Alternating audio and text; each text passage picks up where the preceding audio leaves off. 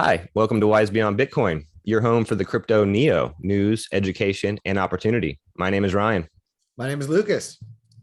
And we have another installment in our weekly macro outlook series where we take take some analysis and articles and parse what's going on with the macro economy, with inflation, with monetary policy, and we draw conclusions regarding crypto prices and financial assets.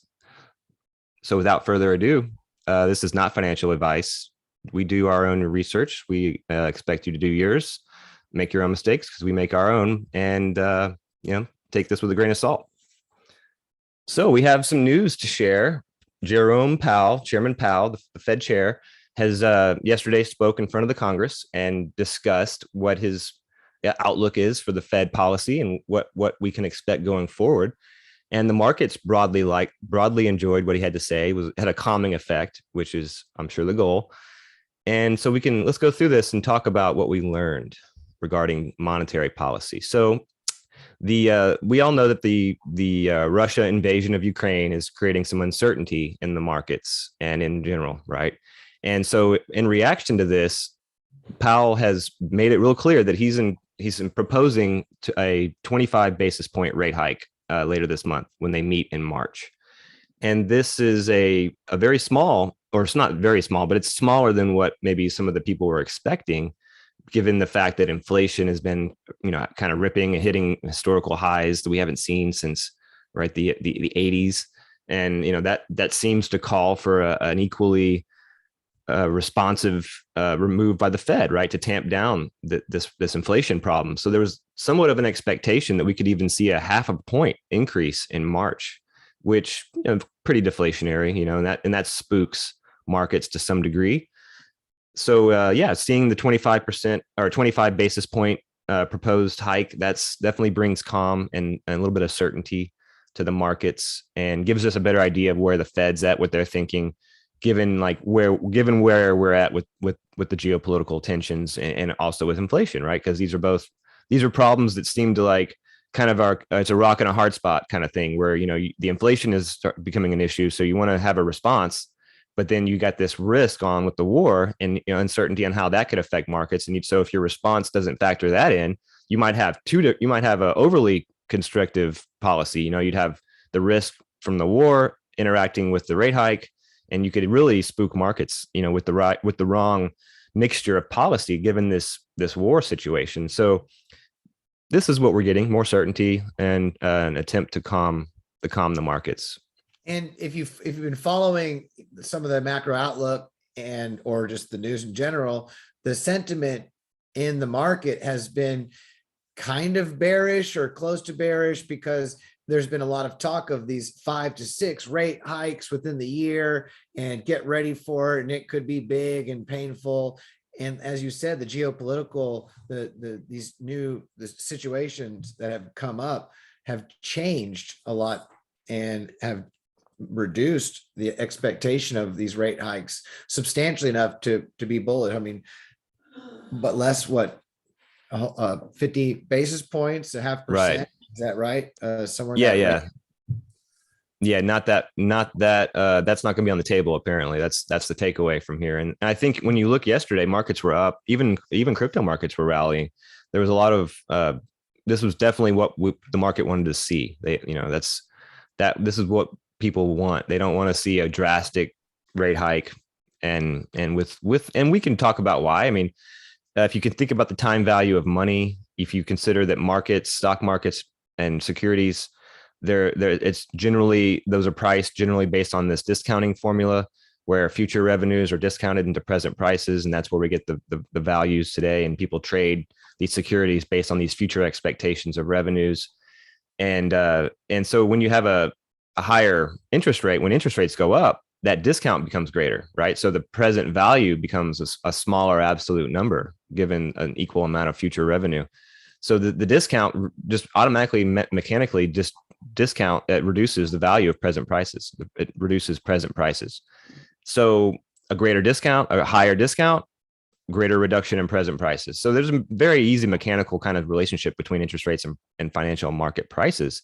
And so to see the risk for a significant hike coming off the table, that definitely calms people and gives people confidence that present prices won't drop as quickly or as drastically as they would in that other rate hike kind of environment.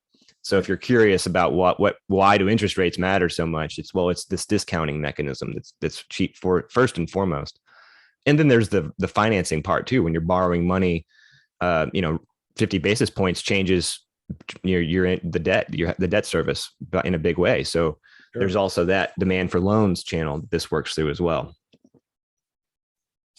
And servicing those loans and not having to foreclose and a lot of other things that can ripple out when the rates get too high. So that definitely is bullish news for the markets at large. And there's something else that we want to talk about as far as what may prevent this using the interest rates as a tool to stave off inflation, as has been a historic tool. Why are we living in unprecedented times where the usual mechanics involved may not be useful today? Yes, and that's what we're going to talk about here in this article. This is a topic that we've touched on here and there in our videos, but we haven't really spent a lot of time focusing on it. But so what the main point here is that some of the reasons why we're dealing with the price inflation is not directly connected to the monetary policy. Now, of course, there's an element that is, no doubt, but there's also another element, and I would say probably is equal or even a slightly more important, is the supply side element, right? So prices they're influenced by two different sides of the economy. There's the demand side. But we can all understand that the more money, the more demand, the higher prices go. But there's also supply side factors as well. So with a greater supply of a good, the price tends to go down, all things equal. And the opposite is true. When the supply is constrained for whatever reason, that can cause higher prices, especially if there's this thing is in demand, right?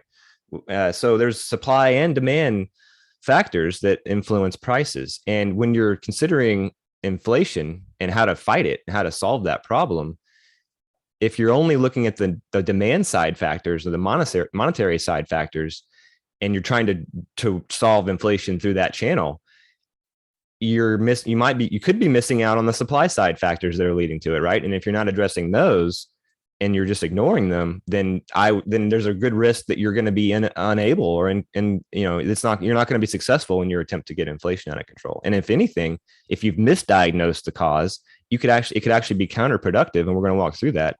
But we could see how a monetary solution to the inflation problem could actually make inflation worse if it's not addressing these supply side constraints.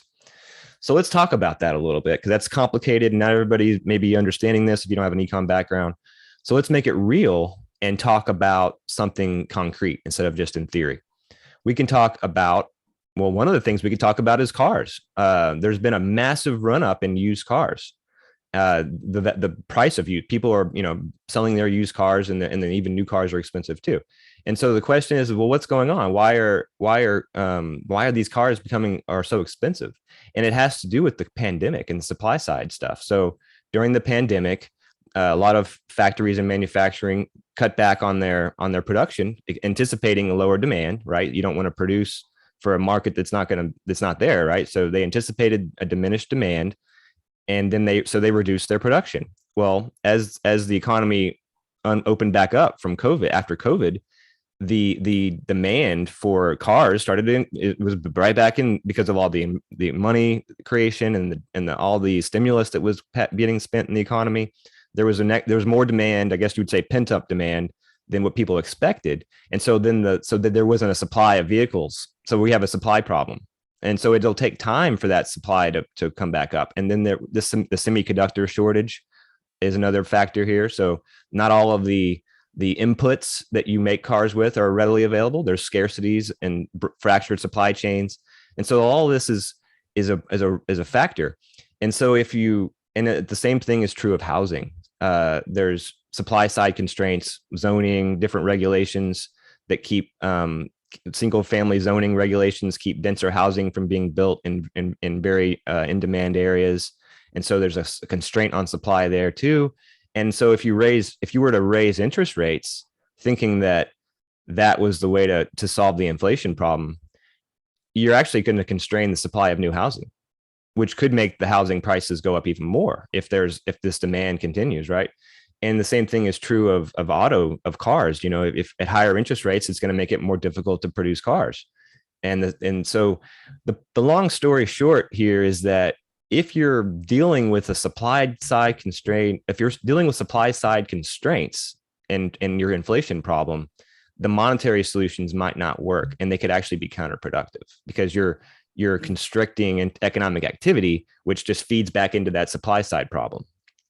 So what we're saying is it appears because of the supply side issues and coming straight from the Fed's analysis and from Powell's mouth, good news as far as not expecting any aggressive rate hikes anytime soon. It's going to be small and minute at best, especially with many other things happening around the world and affecting the labor markets as well, domestic especially.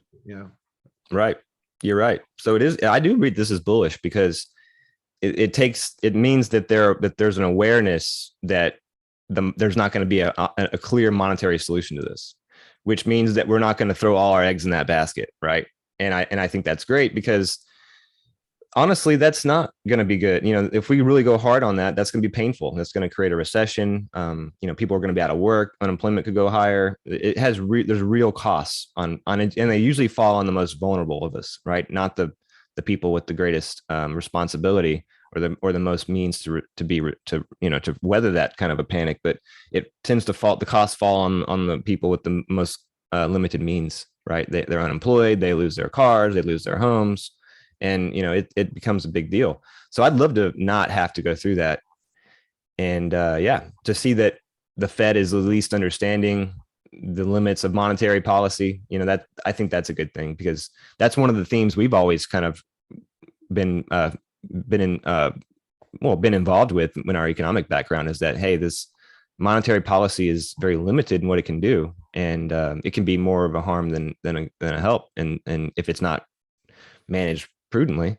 So just how almost it's impossible it is to prudently manage a money supply that is supposed to determine the proper rate of growth for money for every market at all times, dynamically, and with all the changing in value. So it's very difficult to do something like that, and that's what makes blockchain and crypto so exciting.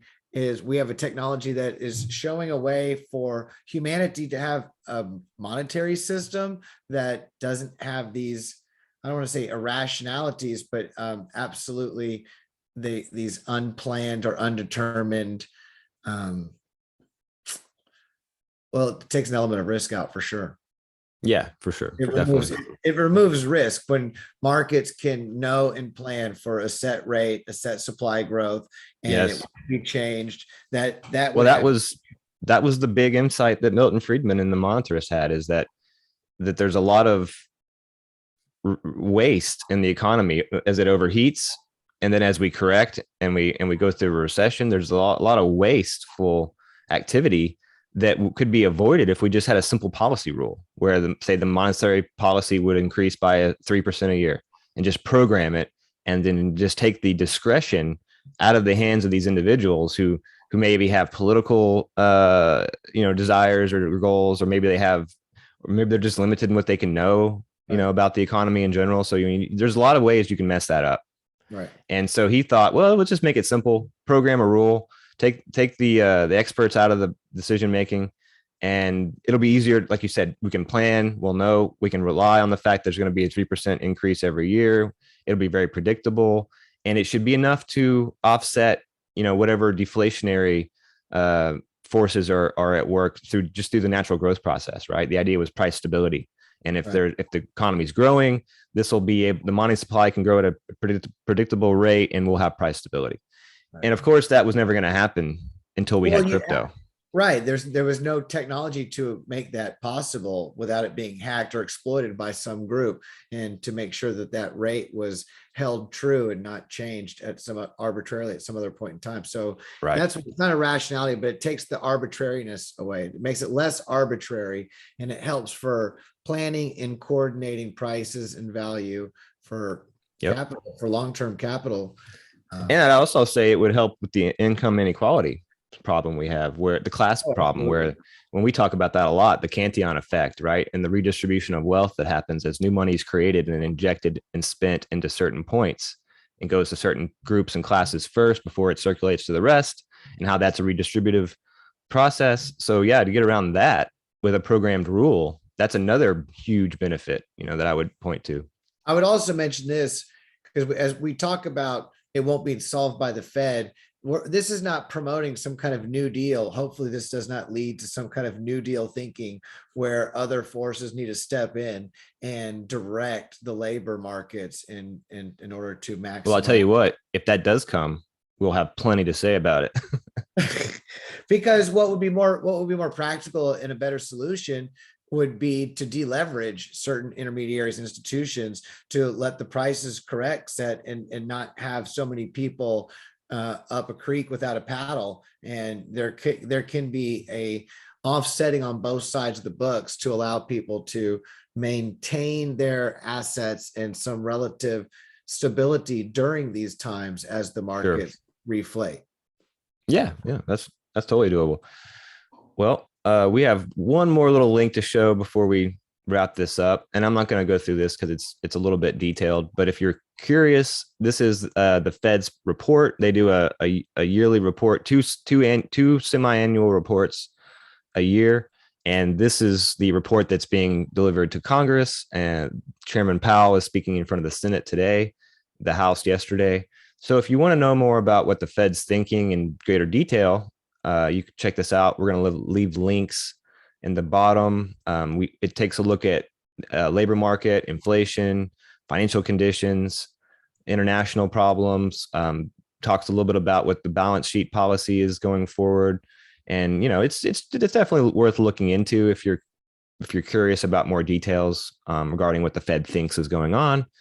Links will be in the description. And yeah, that's it for today. Now, we would like to talk a little bit about some of our playlists, because this is something we spend a lot of time on. If you're interested and you want to learn more about just the macro outlook, of course, we keep you updated on that, but we're also interested in looking at this new technology and the creative destruction, the new opportunities that it creates around the world. And we've got playlists to get you started in crypto. If you're looking at DeFi tutorials, we have playlists for that. There are airdrops and opportunities. Because this new technology, this emerging sector is growing so fast, there are, through the natural marketing efforts of the different chains, it's what appears to be free money. Participate in the right chains, participate in the right communities, and you will be rewarded for your energy and efforts. We have tutorials how to get started, download a wallet, choosing validators, and of course, we do like at the moment to really keep you updated on all the updates with Secret Network, because staying abreast of the most practical solutions in blockchain for economic, solutions, real and practical solutions, other than just testing grounds, privacy as a layer one solution is paramount. It's paramount to have privacy as a feature without relying on it through an intermediary or a secondary layer. And it's beautiful to see the applications that can be built. So we do like to keep you abreast of the latest developments on Secret, and there have been a lot, NFTs included. Yes. Oh yeah, the NFTs are a big part of that. Lots of development, a lot of exciting things happening on Secret Network and in the IBC in general. Absolutely. Definitely my favorite part of crypto right now, and hopefully going forward that remains to be true. Hopefully so. We got, the IBC, we talk about it because as we talk about the macro outlook, and that's what our view on blockchain and crypto, it's a long-term macro outlook. And the IBC is a scalable, interoperable layer one blockchains that can connect to each other. Secret being the premium privacy solution that allows all of the other blockchains connected to have that built-in privacy. And all of this is done through these decentralized blockchains without relying on intermediaries or secondary layer solutions. So it's pretty neat. It is very neat for sure. Well, I guess that'll be our video for today, right? Unless we want to touch on anything else. I think we covered it all. We got some more macro news coming for sure with what's going on around the world. But as far as the Fed's outlook and interest rates and what to expect in the near future, meaning this week, looks good. Yeah, that wraps it up. Yeah, I think it's bullish. I mean, I know it's maybe hard to say that with all the negative, but I feel like prices there's a lot of bullish momentum that we're not really taking note of here, that's being lost in the headlines. Sure. So yeah, we'll keep following it. So stay with us. Well, yeah, we will. And we'll talk about why bullish, because more than just interest rates and what that means for prices, but also we're going to talk about bullish with what's going on in the world and the attention that it's bringing to blockchain and crypto as a new viable solution. Yeah. And the innovation. Yeah. So a lot of cool things happening. Stay tuned. If you like this sort of stuff, subscribe, notification bell, all that, you know what to do. Until the next time, have a beautiful day. Namaste, y'all. Thank you.